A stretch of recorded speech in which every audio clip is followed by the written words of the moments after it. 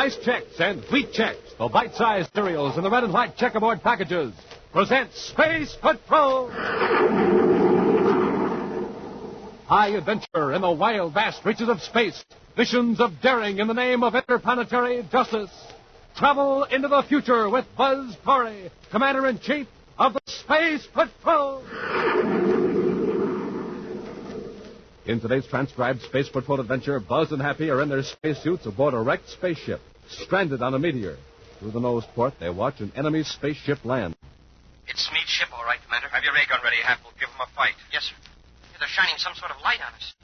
Wow, what a glare. Don't look at it. Some kind of special ray. Drop to the deck. I can still see the light, even with my eyes shut. It's burning into my brain. Find it, Hap. Keep low. Commander, everything's turning black. We can work our way aft and get some shielding between us and that ray. Oh, it's no use, Commander. I can't move. We'll return in just a moment with today's exciting Space Patrol adventure, Invasion from Tiranna. Hey, Space Patroller, what do you see peering through your periscope? Hi, Captain Phil. I'm spying on the mailbox around the corner. I'm spying on my pals, all of them dropping letters into the box. You know what they're sending away for? The swell Space Patrol periscope? You bet, Captain. Well, Space Patrollers, you better take a tip from our pal here and send for your Space Patrol periscope today. And I don't want any of you to miss out on the neat fun you can have spying through the eye of your own periscope. That magical mirror that lets you see around corners and trees, over fences and bushes, but nobody can see you. You can see right over the heads of real tall people, too.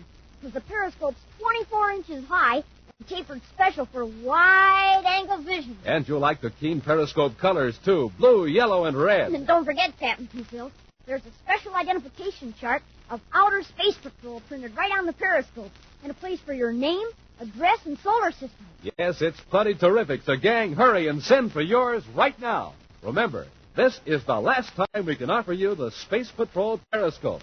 Send a Rice Chex or Wheat Chex box top, together with your name, address, and 25 cents in coin, to Space Patrol, Box 686, St. Louis, Missouri. Don't forget your 25 cents. That's Space Patrol, Box 686, St. Louis, Missouri. And now, back to our Space Patrol adventure, Invasion from Tiranna. Commander Corry and Cadet Happy are in their star-drive spaceship, cruising far beyond the orbit of Tiranna 15, outermost planet of a remote solar system in the constellation Pegasus. With their Space Patrol periscope, they're observing Tiranna's preparations for the coming attack upon the United Planets. Right now, the instrument is focused on a vast spaceport near the capital city of Tiranna. Wow. Must be 100 spaceships there, Commander. And all star drive jobs from the looks of them. That's just one spaceport. Maybe 10 more on other planets with just as many ships. Well, how are we going to locate them all, sir? It would take months to search all 15 planets with just this one periscope. We can't hope to find out how many ships are going to attack. We'll be lucky if we can find out when the invasion starts. And the only warning we'll get is when we see some of those ships blast off. Then we'll go into star drive and return to the United Planets. That means the Space Patrol will get only a few minutes warning. I sure wish our spaceophone would work through hyperspace. Yeah, that wouldn't help much, Hank. If those ships go into star drive, they'd reach our solar system right behind our warning. Now, let me see if I can locate General Mognier's headquarters with the periscope. It's a building east of the spaceport, according to what we picked up from that spy of his while we were captured. Have rig up the microfilm camera to the periscope. May be able to photograph some Tirannian documents. Well, that won't do much good, sir. We can't read Tirannian. No, but back on Terra, there are a couple of captured Tirannian spies that can translate for us. Yeah, that's right. And the brain graph can tell us whether they're telling the truth or not.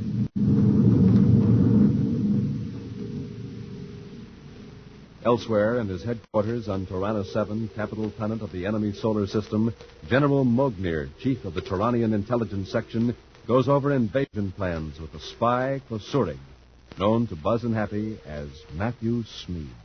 I have just received word from Central Command that our task units on 8 other planets are ready for embarkment. Then we are waiting for the unit here on Tiranna 7. Yes, Castor. The ships of the command unit are being loaded with supplies now. Look. Mark this date on the calendar, Castor. This is the date of our attack on the United Planets. Yes, General. And I trust I am being considered for a suitable command in the occupation forces? I'll consider that matter after our next campaign. Our next campaign? Yes. After the United Planets are under control, Tiranna will launch an offensive against Barcol. What? Barcol is a star just 8 light years from our system.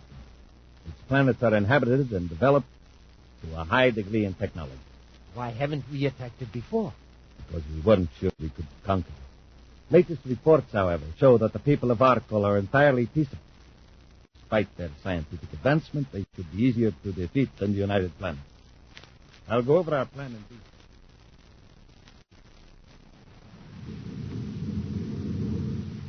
Well, Commander, it's all on microfilm, but I don't see that it'll do us much good. Too bad we couldn't hear what the General and Smead were talking about. It would be in Tirannian language anyway, huh? Still, I've learned something important. You have, sir? What? In the periscope, we could see a chart of our solar system and the Tirannian calendar. General Mognier pointed to a date 2 days off. Very likely that's the date of the invasion. 2 days? Well, that's more time than we expected. But... Wait a minute. How do you know that was a calendar? I picked up a little Tirannian during the past few weeks from the spies we captured. Naturally, I can't translate any of their documents, but I know their number system, and I know how they measure time. That was a calendar. And we've got 2 days warning. No, less than that. 1 day on Tiranna 7 is much shorter than a 24-hour period in our solar system time. In fact, it's just a little more than 6 hours. Wow. Then 2 days Tiranna time is about 12 hours in our solar system. Right. But from watching General Mognier at that star chart, we've got a pretty good idea where the attack will originate. Yeah, but he was pointing to some other part of space, a lot nearer to Tiranna than our solar system. I noticed that happening. There's a star about 8 light years from Tiranna. If Mognier was talking about it at this time, I'd say it was either an ally of Tiranna or their next victim. Commander, look. Isn't that a spaceship in the viewscope? Yes. Probably a Tirannian patrol ship. It's a long ways off. Not across vector. I don't think they've seen us yet. We'll increase velocity and go into star drive.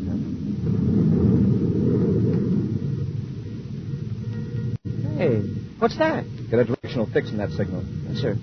Sounds like some sort of automatic code. Yeah. Too simple for a message. Could be a warning or a sign that we've been picked up by a Tirannian patrol.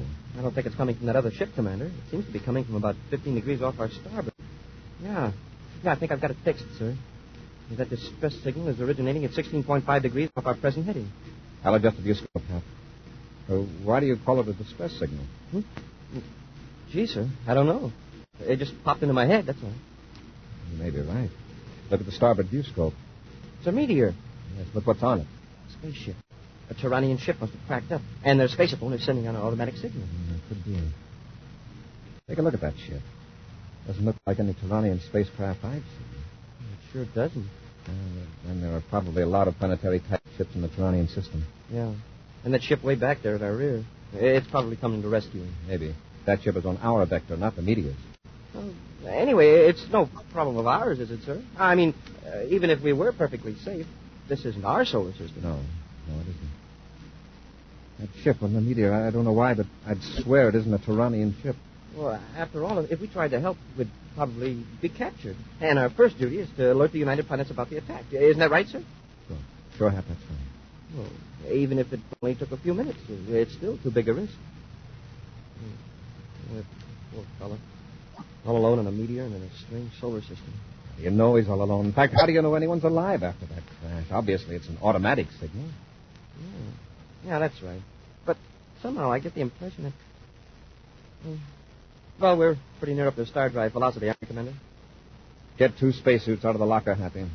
2 spacesuits? We'll need them when we land on that meteor on the double, Hap. Yes, sir, Commander. After rapidly decelerating, Buzz changes vector and heads for the meteor. A few moments later, the star drive ship lands on a barren lump of rock near a damaged spaceship of strange design. In their spacesuits, Buzz and Happy are approaching the wreck. There's no sign of life, sir. No. It's funny about that signal. Cut out just as we changed vector and headed for the meteor. The ship's pretty badly damaged, Commander. There's a big hole in the hull. If anyone's in there, they'd better be wearing a spacesuit. Yeah. I don't see that other ship. Hey, maybe they lost us when we changed vector. I hope so. All right, Hap, let's see if we can get the hatch open. Yes, sir. I hope it isn't locked from inside. There.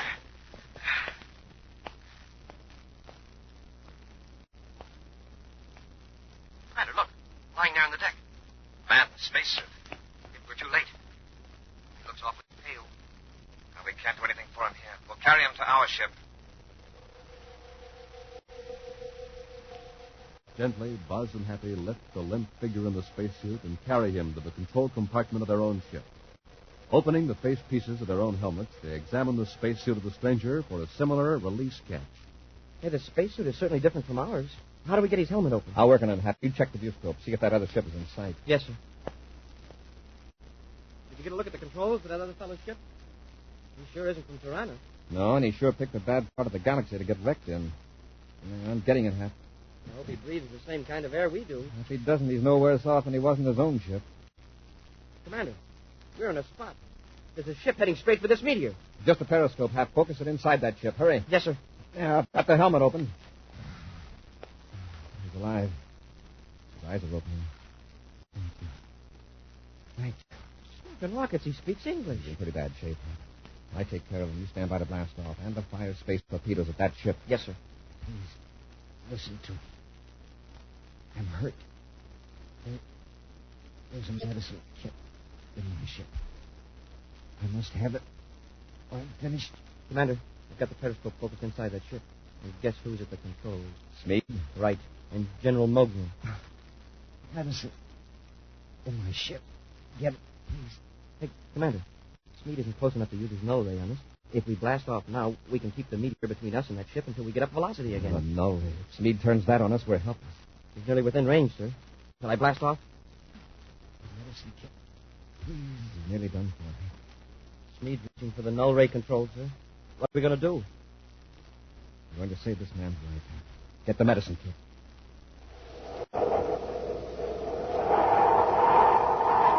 We'll return to Space Patrol in just a moment. It's 1st and 10 and goal to go. And man, oh man, you don't miss a play when you're peering through the secret eye of your swell Space Patrol periscope. Yes, sir, gang, a periscope comes in mighty handy when you watch a football game or parade. You can use it to see over the heads of the crowds like I'm doing right now. It's a big, 24 inches high, tapered special for wide-angle vision. A mirror on top, one on the bottom, too. Use it to spy on your Earth pals. The periscope has magic mirrors that let you see around corners and trees, over fences and bushes, but nobody can see you. And say, you and your gang will have a neat time putting your periscopes together. The Space Patrol periscope comes in an official Space Patrol envelope. Just follow directions. They're printed right on the envelope. And in minutes, you're set to start peering through your periscope. So, gang, send for yours today. This is the last time we can offer it. The terrific Space Patrol periscope. Just send a Rice Chex or Wheat Chex box top, together with your name and address and 25 cents in coin, to Space Patrol, Box 686, St. Louis, Missouri. That's Space Patrol, Box 686, St. Louis, Missouri. This offer good only in the USA and may be withdrawn at any time. Now, don't forget your 25 cents and your Rice Chex or Wheat Chex box top. And now, back to our Space Patrol adventure, Invasion from Tiranna. Although they knew a Tyrannian patrol ship was after them, Buzz and Happy landed on a small meteor, answering a distress call from a strange spaceship that had crashed. They removed a man in a spacesuit from the wreck, bringing him to their own ship. To their surprise, the rescued man speaks English. Seriously injured, he begged them to bring a medicine kit from his ship. But unless Buzz and Happy blast off quickly, they'll soon be within range of the null ray of a Tyrannian patrol ship now rushing toward the meteor.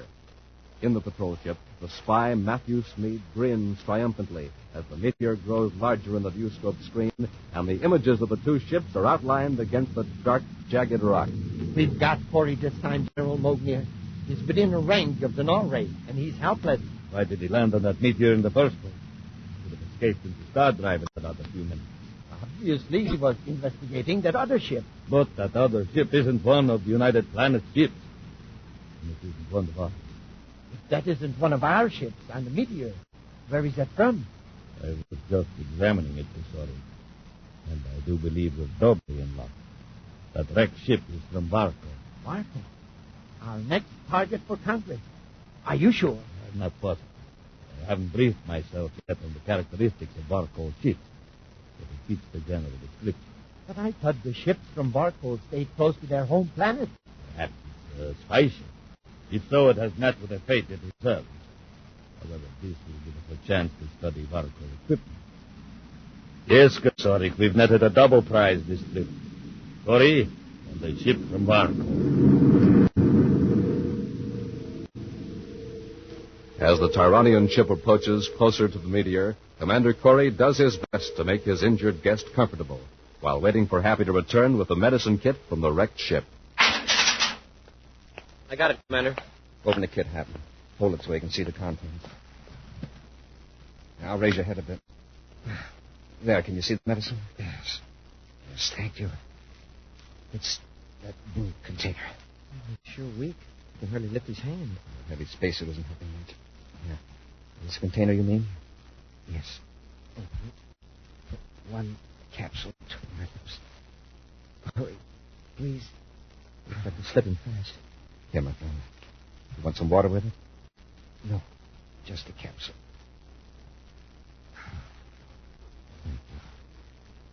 I'll be all right in a moment. You just relax. We've got a little business to attend to. You're sure right, sir. The ship's getting closer every second. Come on, let's fire a space torpedo. It's not too late. Line up the target. I'm on target, Commander. Okay, Hap, fire one.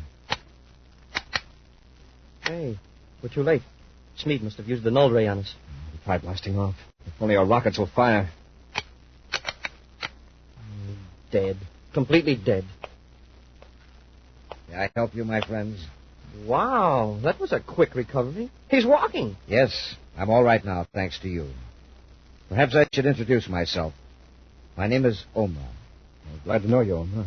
I'm Buzz Corry, and this is Cadet Happy. And right now, we're in a tight jam. Tight jam? Oh, you mean a dangerous situation. Yeah, that's it, Omar. There are 2 men in that ship who are either going to blast us or land and take us captive. But why? They're from Tiranna. They're planning to invade our planetary system, many light years from here. They're barbaric. You mean you don't know anything about the Tiranians? Where are you from? From Varco, a system 8 light years from here. Well, how does it happen you know our language? My mind is sensitive to your minds. How do you happen to be in the Tiranian system? It was an accident. And it was only by a superhuman effort that I averted a fatal crash on that meteor. And if you hadn't come to help me... Iranian Agent Corry calling Commander Corry. Prepare to surrender, Corry. It's Smeed. Answer me, Corry. This is Agent Corry, your old friend Matthew Smeed. Acknowledge and I'll give you General Mognier's orders. I read you, Smeed. For your information, I'm not interested in General Mognier's orders. There is nothing you can do about it now, Corry. We will land on a meteor and take you with us. And I warn you, any attempt to resist may prove fatal. Osoriga. See what we mean, Omra? And you stopped to help me, knowing you were in danger from this man? Well, it looks like our help didn't accomplish much. Might as well warn you, Omra, we're going to fight. When Smeed and General Mognier land, this ship isn't going to be a very safe place for you. There's something else. I can't be sure, but I think your own planetary system is next on Tiranna's list for conquest. But Varcol has done nothing to the Tyranians. Well, a lot that has to do with it. We didn't do anything to them either. Come with me to my ship. Your ship's wrecked. Still, if you've got weapons aboard, we can make a stand there. There isn't much time. Hurry. All right, Omar. Adjust your facepiece, Happen. Let's go. In the damaged, airless hull of Omar's ship, the 3 men wearing spacesuits look through the nose port as the Tyranian ship approaches the meteor. Won't be long now, Omra. Let's have a look at those weapons and show us how to use them. I have no weapons aboard, Commander. What? Excuse me, my friends. There is a matter I must attend to. Gee, Commander, maybe you and I ought to go back to our ship. No, Smeed and General Mognier will probably assume we're there. Maybe that'll give us a chance to take them by surprise. Omra, what good is that spacephone going to do? It'll take that signal 8 years to reach Varcol. Maybe Omra's spacephone works through hyperspace, huh? Well, even so, Smeed and the General can finish just before the Varcol ship could get here.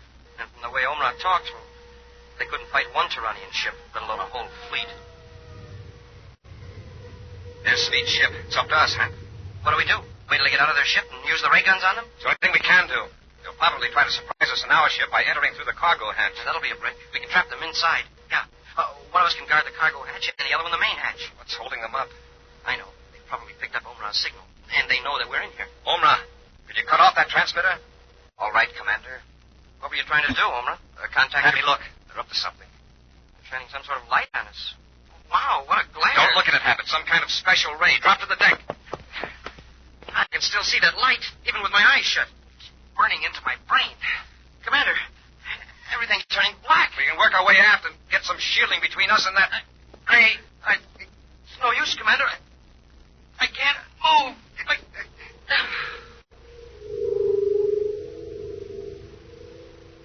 Under the effects of the mysterious ray, numbness creeps over the two space patrollers in Omra. Then complete oblivion. The next thing Buzz and Happy are aware of is a rotating, rushing sound and a painful throbbing in their heads. All is blackness, except for a few pinpoints of light. The points become blurs, and then suddenly come into focus. Happy turns and finds Buzz lying beside him. Commander, can you hear me? Yes, Happy. We're in a ship, and we're spaceborne. Yes. It's our own star drive ship. We're alone in the control compartment. Oh, I never expected to wake up alive after that ray. I wonder how we got here. Maybe Omra had something to do with it. Well, how could he get us away from Smeed and General Mogul? Let's get to the controls and check our position. Oh, my head. Stay right where you are, both of you. Smeed. Kusurig, if you please.